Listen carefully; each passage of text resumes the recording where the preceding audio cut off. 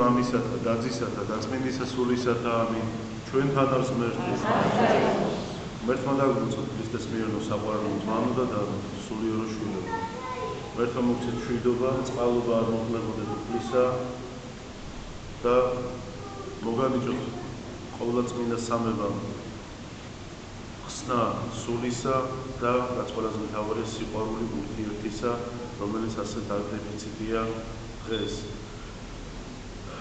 მე მინდა მოგილოცოთ შობის მარხვის დაწყება ყველას. ღმერთმა ინებოს, რომ ეს წმინდა მარხვა მშვიდობით განვასრულოთ. თითოეული ჩვენთაგანი ცდილობს რაღაცა ფორმით, რომ ახლოს ვიდიოთ უფალთან, რომ ჩვენი ლოცვით, მარხვით, კეთილი საქმის კეთებით, ან რამე იმ ქმედებით, რომელიც ჩვენ თითოეულ ჩვენთაგანს გვაახლოვებს უფალთან, კარგ ქმედებებზეა ლაპარაკი, სათნოვებოთ უფალს და უფალმა შეიწიროს ის წყვნად და შეიწიროს უფალმა სიკეთით ჩვენი ის ნამოქმედარი, თუმცა შეგახსენებთ, ამას ვაკეთებთ ჩვენი თავისთვის და არავისთვის სხვისთვის, იმიტომ რომ უფალმა, რათა მოსცეს თითოეულ ჩვენთაგანს წყალობა, უფალმა მოსცეს თითოეულ ჩვენთაგანს მშვიდობა და სულის გამოსნა. დღეს წაკითხული იყო, მე ამაზე შემდგომად მოგახსენებთ ისე ცოტა მოგვიანებით, დღეს წაკითხული იქნა ლუკა მახარებლის წმინდა სახარება. ეს სახარება, რა თქმა უნდა, თითოეულ თქვენთაგანს მონასმენის თქვენ თავად წაკითხული გაქვთ, მაგრამ მე მინდა მისი არსი თითოეულმა ჩვენთაგანმა ძალიან ღრმად ჩვენ გულებში, ესე ვთქვათ, ჩაუბეჭდეთ, ვინაიდან ჩვენთაგანისთვის იკითხება ეს სახარება ყოველდღიურად ჩვენ ცხოვრებაში, რომ ნებისმიერი ჩვენთაგანი ვეხები, ნებისმიერი ჩვენთაგანი, ანუ ესე ვთქვათ, ყოველდღიურად ვიმყოფებით ცოდვებში და რა თქმა უნდა, მადლსაც ვშვებით, მაგრამ ცოდვა გარდაემეტება ყოველთვის ამ მადლს, სიკეთეს და ამიტომ თითოეულ ჩვენთაგანს სჭირდება სწორი ნაბიჯები უფლისკენ, როგორც აღარ მოგახსენებთ და სასუფევლისკენ. წმინდა გარდამოსება გვეუბნება, რომ იყო დიდარი ადამიანი, რომელიც განცხრებოდა, სვავდა, ჭამდა, ჰქონდა ძალიან დიდი, ესე ვთქვათ, მონაგები. მონაგები ეს არის, ჰქონდა ყანები, ანუ ხვავი, ბარაკა, ძალიან ბევრი იყო მისი, ესე იგი, ნაყოფი, რომელიც მან მოიყვანა და ბეღელი, მოდი ესე ვთქვათ, ჰქონდა მცირე. გვეუბნება წმინდა სახარება, რომ თავისთავს ეუბნება ეს ადამიანი, რომ ბეღელი მცირეა, შენი მონაგები დიდია. მოდი დაარღვე ყოველი საუნჯე, რაც ამ ბეღელზეა ლაპარაკი, ამ საწყობზე და ააშენე დიდი. რამე თუ დაეტიოს ეს ყოველი ის მონაგები, რაც მან მოიყვანა. წამოწექი, სვი და ჭამე, ვინაიდან გაქვს ბევრი სასყიდელი, ძალიან ბევრი გიშრომია, წლების მანძილზე გეყოფა და ანუ მოდი ესე ვთქვათ, უდარდელი ადამიანი, რომელსაც რა თქმა უნდა შეიძლება მდიდარი იყოს, შეიძლება ძალიან ბევრი ფულიც ჰქონდეს, ხვავის, ბარაკაც, მაგრამ ანუ მხოლოდ და მხოლოდ იმაზე ფიქრობს თავისთავს რითი ესე ვთქვათ არ გვს და არა ამ მომენტში სხვა ადამიანს რაღაცით სათნო ეყოს. ამიტომ თავისთავს საუბარს გაუმართავს და ელაპარაკება, რომ ძალიან ბევრი გიშრომია, წლების მანძილზე გიკეთებია, ეხლა შეგიძლია ფეხზე გადაიდო, წამოწვე, დატკბე შენი ნაშრომი, ჭამო და სვა. თუმცა უფალი ამ მომენტში ეუბნება, უგუნურო, რომ მოვიდეს სიკვდილი და წარგიტაცოს შენ, ვის დარჩება შენი ნაშრომი და მონაგები, თუ რამე გიქმნია, თუ რამე აგიშენებია, თუ რამე შეგიქმნია და თუ რამე შეგონია, რომ წვრილი მიგიწვის, რომ შენი დამსახურებაა, ანუ ყოველივე რჩება, ესე ვთქვათ, ვიღაც სხვა ადამიანის ხელში, ხო? ასე რომ თითოეული ჩვენთაგანი, როგორც მაცხოვარი მოგვიწოდეს წმინდა სახარებიდან და დღევანდელი სახარება გვეუბნება, თითოეული ჩვენთაგანი უნდა ზრუნვიდეს არა იმისთვის, რომ რა მოვიხვეჭოთ არ, არამედ როგორი ის საუნჯე და სიმდიდრე უნდა მოვიხვეჭოთ ცათა სასუფეველში. მე და თქვენ ეს სახარება ბევრჯერ გაგვივლია და ბევრჯერ ამიხსნია. ალბათ თითოეული თქვენთაგანი ხვდება, რომ ნებისმიერი ჩვენთაგანი ამ ქვეყნიდან გამსვლელებია. დადგება დრო, როცა თითოეული ჩვენთაგანი გადავალთ მარადისობაში. იმიტომ რომ თვითონმა ჩვენთაგანმა უნდა იხილოს გემო სიკვდილისა, რო ცხონდეს, ვინაიდან ისე ვერც ერთი ადამიანი ვერ ცხონდება. მაშ თუ ეს გზა ჩვენ უნდა გავიაროთ, თუ ტოვებთ სიცოცხლეს, რომელიც ძალიან ტკბილია, ამ ხილულს, რომელიც ყოველივე მოგოცა დროებით, რა თქმა უნდა, და ეს უნდა დავტოვოთ და ჩვენ უნდა გადავიდეთ მარადისობაში, სადაც იმ ადამიანებს სულებს შეუერთებით, ვინც ოდითგანვე წავიდნენ, ეს დედამიწა დატოვეს მათაც და მარადისობაში იმყოფებიან. თითოეული ჩვენთაგანი უნდა ხვდებოდეთ არა იმ დიდარი ადამიანის მსგავსად, რომ მხოლოდ არა ჭამასმის გამო, არა გართობის გამო, არა სიმდიდრის გამო, არა ესე ვთქვათ, ნაპროვანების გამო მოვიდით ამ ქვეყანაზე, არამედ მოგვავლინა უფალმა მდგმურად, რომ თვითონმა ჩვენთაგანმა გაიგოს და ქონდეს განცდა იმისა, რომ აქედან ვერავინ ვერაფერს ვერ წაიღებს. ჭამა, სმა, დიდად შესაძლოა ხშირად ჩვენ შემთხვევაში, მაგრამ შემდეგ რა მოდის? ნაპროვანება, მაპატიები, სიმაძღვრე, სიზარმაცე, რაც ყოველივე ამ ნაპროვანებას მოსდევს და შემდეგ ბილწი ფიქრები და არა მარტო ფიქრები, არამედ ფიქრებიდან რეალობაში გადაყვანა. ეს არის ჩვენი ცხოვრების წესი. რა თქმა უნდა, ყველას ეს არ ეხება, არამედ ვინც ამას აღასრულებს. თითოეული ჩვენთაგანი მე რითიც დავიწყეთ ქადაგების ესე ვთქვათ ის წინა მუხლები, მოვდივარ ტაძარში, რათა თვითონმა ჩვენთაგანმა ვიპოვოთ ადგილი ჩვენი.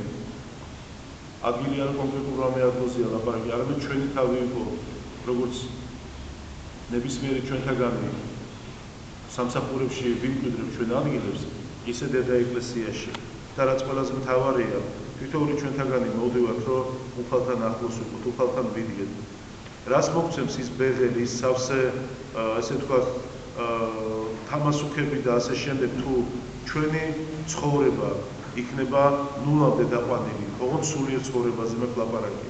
რა გვინდა ისეთი ჭამასმა, რა გვინდა ისეთი სიმდიდრე, განათლება, ცოდნა, ნებისმიერი რამდენი რამ შეიძლება ჩამოთვალოთ, თუ ეს ყოველივე უფლის გზას აგვაცილებს ჩვენ და დაგვაყენებს იმ გზაზე, რომელიც გზა მიემართება წარწმედისკენ. თითოეული ჩვენთაგანი, როგორც მაცხოვარმა გაიარა, გზა ეკლიანი, გზა ვიწრო, გზა ესე ვთქვათ ჩფოთიანი, ისევე უნდა გაიაროს თითოეულმა ჩვენთაგანმა. ჩვენ ხშირად ლოცვებში ვითხოვთ უფლისაგან, რომ უფალმა მოგცეს წყალობა, რა თქმა უნდა, ამას თითოეული ჩვენთაგანი უნდა ითხოვდეს და აგვარიდოს ბოროტი და ანუ იოლი გზით გვატაროს. მაგრამ ჩვენ განა ერთხელ მაინც დაგვფიქრებულ ვართ, რომ მოდი ამ ფორმით არ ვთხოვოთ უფალს, არამედ უფალს ვთხოვოთ სიძლიერე, რომ იმ ბრძოლას გაუძლოთ, იმ რაც ქვეყანაში, ესე ვთქვათ, ნებისმიერ ჩვენთაგანს ის ქარბონბალა დაატყდება, აი ყოველივეს გაუძლოთ. ანუ ჩვენ გვჭირდება სიძლიერე, რომელიც ნებისმიერ ტალღებს გადალახავს, ნებისმიერ დაბრკოლებას გადალახავს. ანუ სიძლიერე რაში მდგომარეობს? მივდივართ ისევ და ისევ რწმენამდე, რომ რწმენა ეს ძალა, ეს ეკლესია ძალა, რომელიც თითოეულ ადამიანს ამყოფებს ადამიანად. მერწმუნე თითოეული ადამიანი, რომელიც ეკლესიაში დაბრძანდებით და დადიხართ, ადამიანებად ხართ ჩამოყალიბებული. რა თქმა უნდა, გარეგულად შეიძლება ყველა ადამიანებს გავდეთ, მაგრამ ჩვენი საქციელებით ხშირად მე შეგახსენებთ სახარებიდან, რომ ღორებსო მარგალიტებს თუ დაუყრით, ვინაიდან არ იციან ფასი და გადაქელავენ. ასევე ვიქცევით ჩვენ, ხშირად ვწვევით იმ წუმპეში, რომელიც ჩვენთვის არ არის, მაგრამ ჩვენ ვითხოვთ ძალა, რომ ჩავწვეთ. წამოგვაყენებს უფალი, გამგვანს, ანუ ახსარებით, წმინდა ზიარებით, ანუ გვირგვინს დაგვადგავს თავზე, რომ მოგვიტევა ცოდვა რაღაც ან რამე ფორმით გვინდა მოგვიტევოს უფალმა ცოდვა და ისევ გავიქცევი და ისევ იმ წუმპეში ჩავარდები.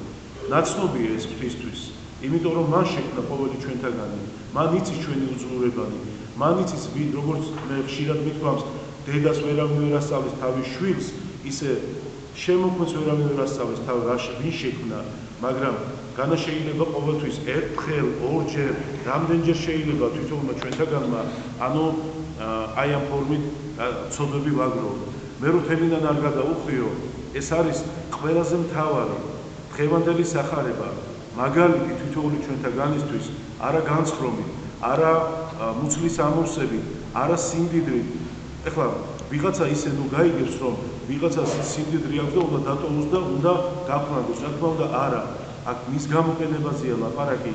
ის რომ თავის თავს ელაპარაკებოდა მდიდარი, ჭამე და სვი, გავიდა გარეთ, თავისი ბეღელიდან მოაკლო რამე რომ გაჭირებულის კეთილი რა არის, მიეცა, ეჭმია, ხელი გაემართა, დავდომილი წამოეყენებინა და ულუკმაპირურისთვის პური მიეცა, რა თქმა უნდა ეს არ გააკეთა, მან მხოლოდ თავის თავზე იფიქრა, სადაც უფალი ახსენებს, რომ უგუნური ხარ, იმიტომ რომ ეს რამდენიც არ უნდა აგროვო, მოვა დრო, წაგტაცებს სიკვდილი, ანუ შენ თო წაგიყვანს და ვერც ერთი ჩვენთაგანი მერწმუნდეთ.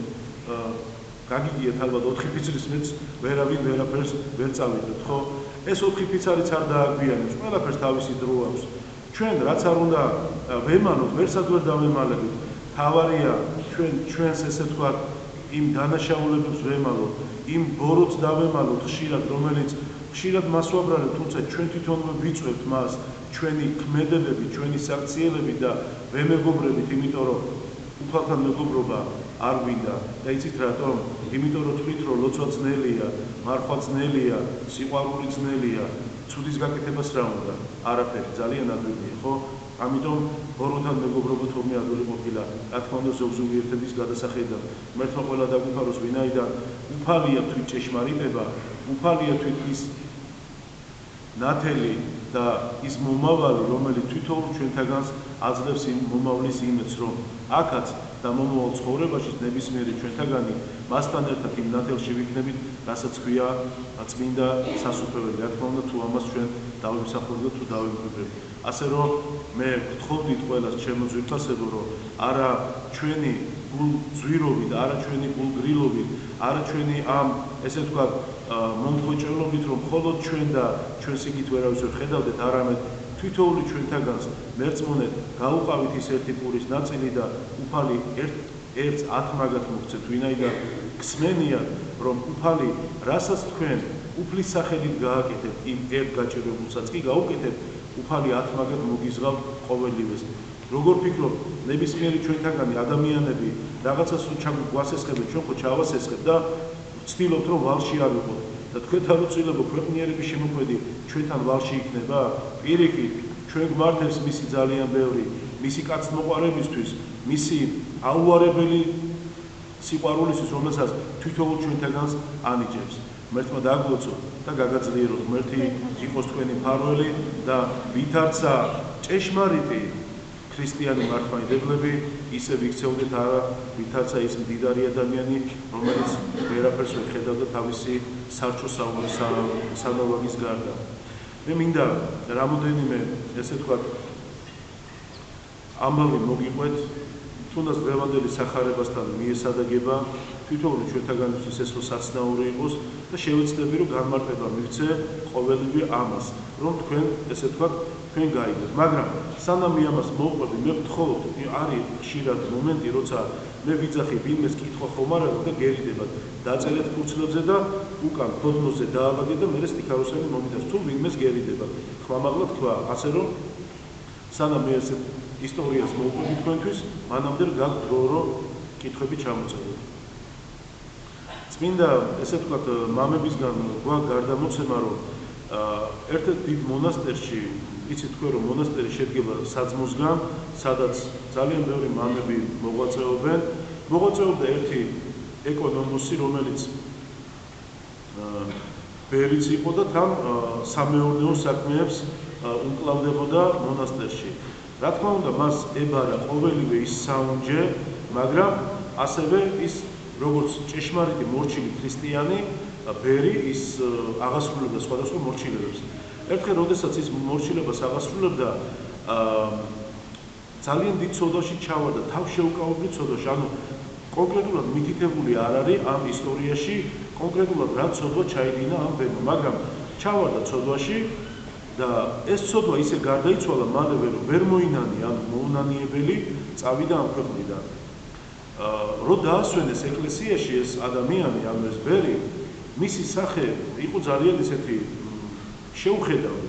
ანუ როგორც ჭეშმარიტი მართლმადიდებელი განსვენებული, ანუ მიცვალებული უნდა იდოს, იმ ფერზე არ იყო და არც ის სახე ქონდა, როგორც უნდა ქონოდა.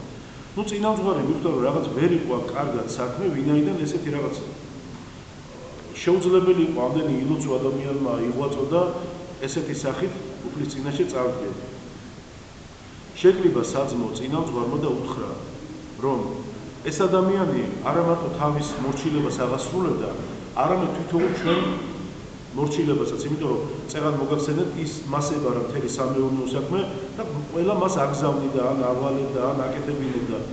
ამიტომ ჩვენი ვალიაო, რომ თუ რამე ამ ადამიანს ცოდვა დარჩენილი აქვს, ჩვენ დავიწყოთ სამდღიანი მარხვა, ლოცვა, ოღონდ არავითარი ძილი, ანუ გვიძარებაში იყვნენ 3 დღის მანძილზე, წირვა, ლოცვა, ანუ ატარებდნენ ამ ადამიანისთვის, ლოცულობდნენ, ფსალმგალობდნენ, რომ უფალს მოწყალე თვალით მოეხედა.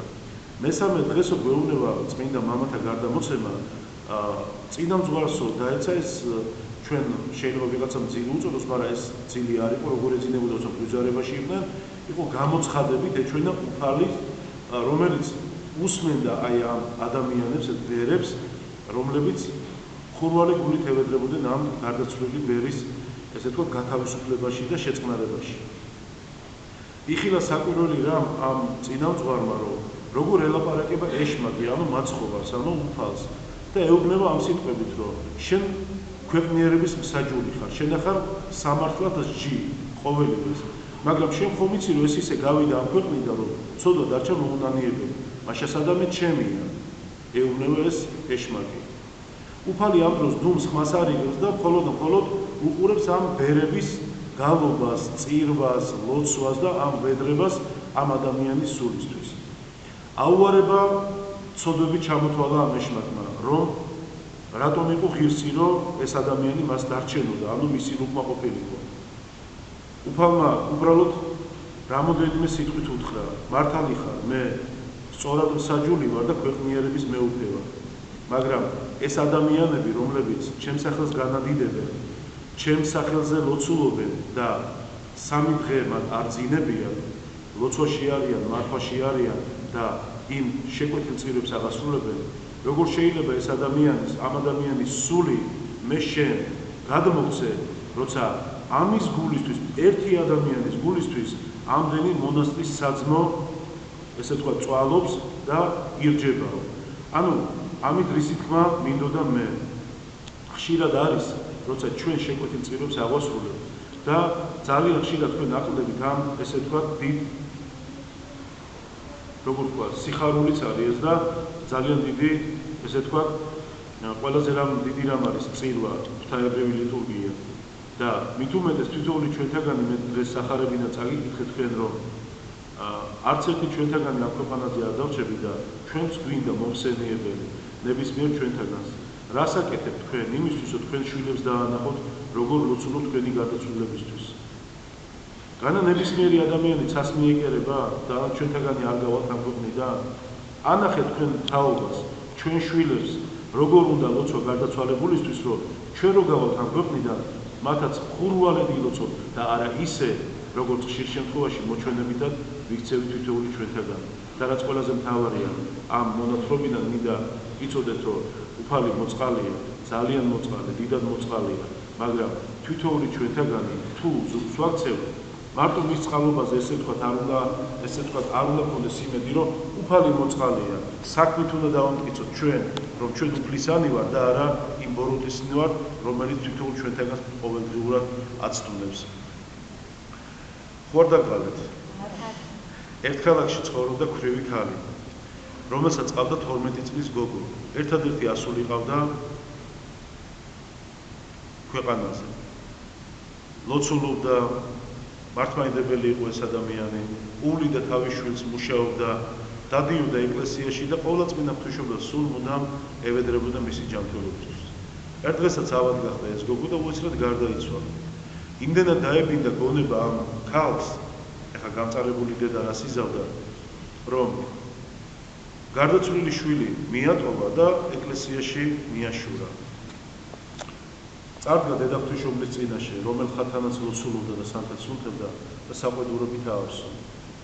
რომ მე შენ სამთელს გინთებდი, რომ მე შენთვის ლოცულობდი, რომ მე ყველაფერს ვაკეთებდი, შესაძლებლად წირავდი და შენ რანაირი დედა ხარო, რომ შენო ერთადერთი ნუგეში წამართვი მეო.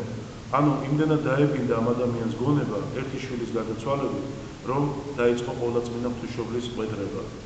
დედა ღვთისა თითქოს ხატიდან გაცოცხლდაო, ესეთი სიტყვებით მიუგებს, რომ მე შენი შვილი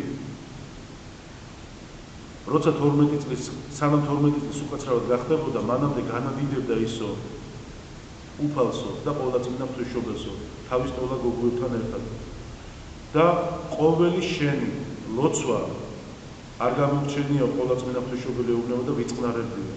მაგრამ მე გავამზადე ეს შენი შვილი, რათა ქალწულთა დასში ჩარიცხილიყო. მაგრამ რახან შენ წინააღმდეგი ამ ყოველივესო, წადიო უთხრესახში და შენი შვილი განცოცხლდებაო. მართლაც როცა მივიდა ეს ქვრივი სახში, თავის შვილი გაცოცხლებული დახვდება. თუმცა მცირე ხანში დედა საკუთარ შვილზე თუ იტყოდა, რომ თავის პირით რომ ნეტა მაშინ მოვდარიყო, ვიდრე მე ამ ყველაფერს ღვთისმშობელს ვთხოვდიო, ვინაიდან არასწორი ცხოვრებით იცხოვრა ამ ადამიანმა, ამ გოგომ.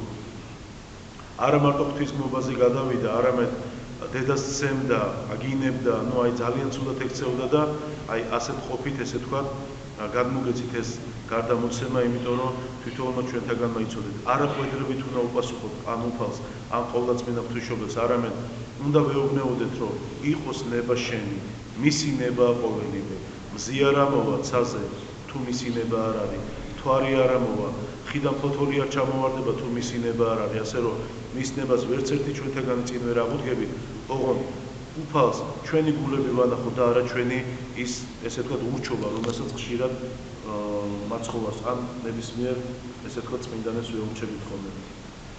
კიდე გინდა?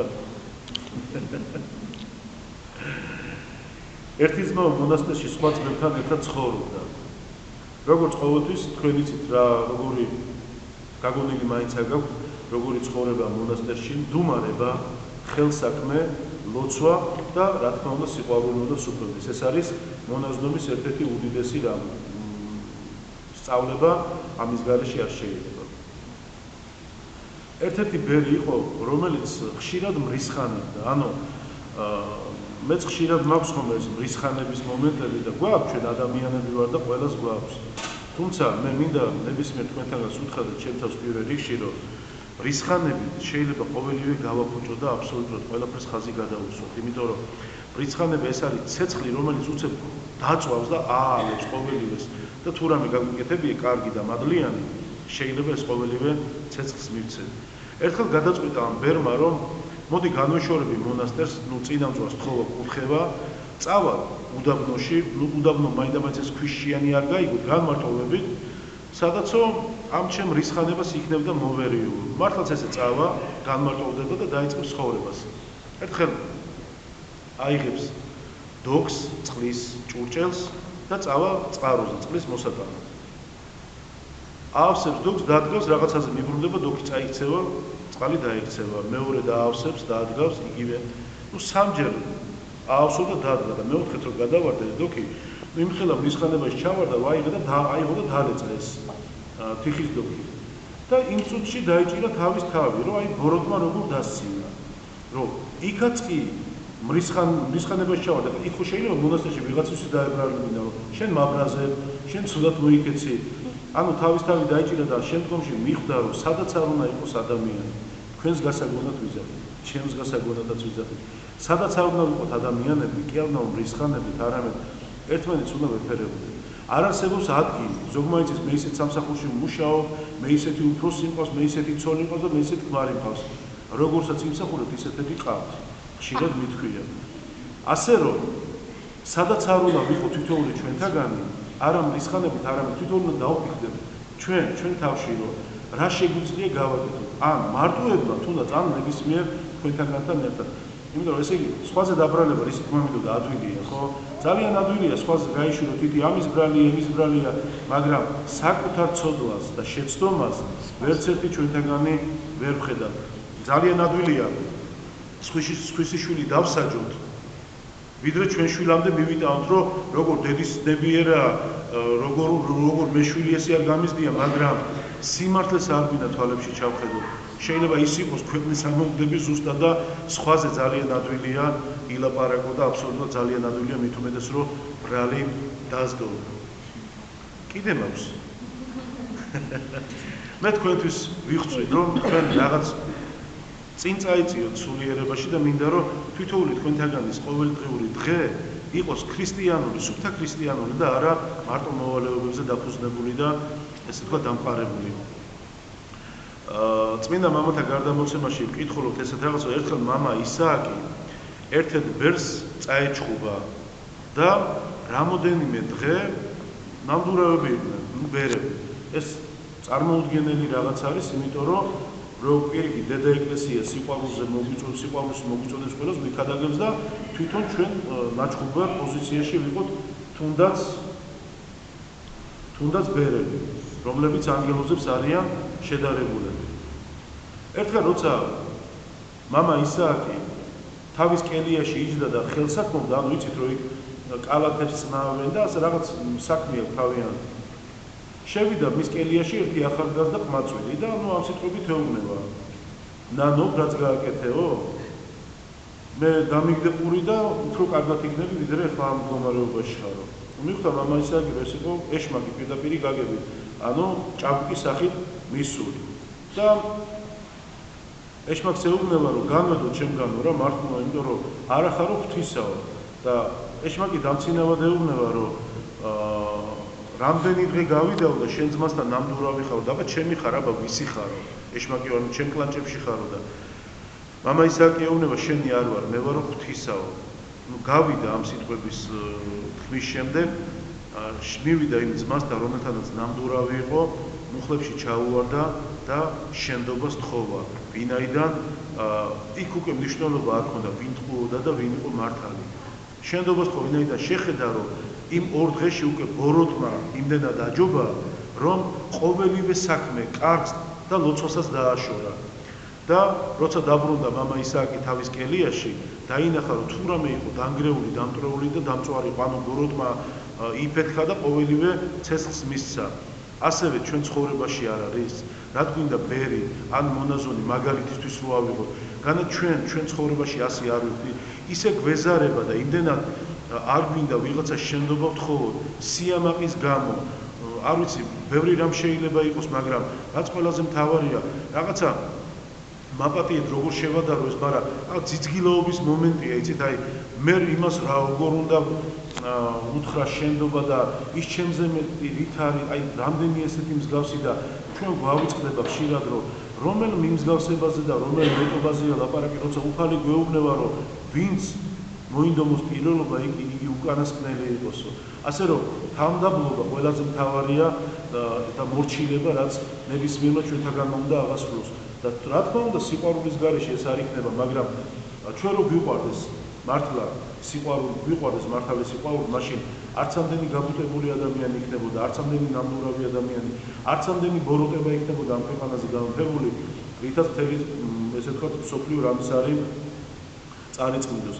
ასე რომ თვითოულ ჩვენთაგანს მართებს შენდობის თხოვა. რა უნდა ამას მაპატიე ძმაო, ან დაო, მეგობარო, როგორ გვარიშვილობას კარგავთ? ან ვინმე რამე დაგვაკნინებს? პირიქით, იმდენად ავმაყდები თვითოული ჩვენთაგანი უფლის წინაშე, უფლის თვალში, რომ საზღაურიც რა თქმა უნდა ძალიან დიდი იქნება.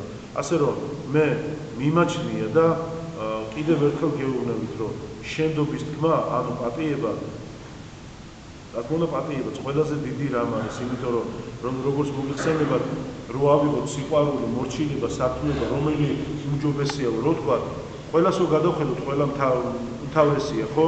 მაგრამ სიყვარულია ყველაზე მთავარი. ვინაიდან ამის გარეშე არც მორჩილება იქნება, არც მიტევება იქნება და რა თქმა უნდა არც ყოველი ის სათნოებანი, რაც გამოედინება. ასე რომ თვითონ ჩვენთაგანს აქვს იმის უფლებაც და იმისი ძალაც, რომ ადამიანებს ვაპატიოთ, იმიტომ რომ ისინი ჩვენაირად ცოდვილნი არიან. ჩვენ რა ვინმეზე და მეტნი ვართ, ან ვინმეზე ნაკლები ცოდვა გვაქვს? მოდი აბა დაფარულ გუდებს მოხსენით თავი. რამდენია? ჩაიხედეთ ხოლმე უფრო ცოტა ღრმად, რამდენი გაქვთ მიმალული, გადამალული. როგორც საკვები. ასე რომ არავიზე უკეთესები ჩვენ არა ვართ. შენდობას ვინც ითხოვს უნდა მივცეთ ვინაიდან არც უფალი შეგვინდოს მერე ჩვენ. მერთმა გაგმოცო და გაგახარო. მერთი იყოს თქვენი ფარველი, ორთავ სოფელსა შინა.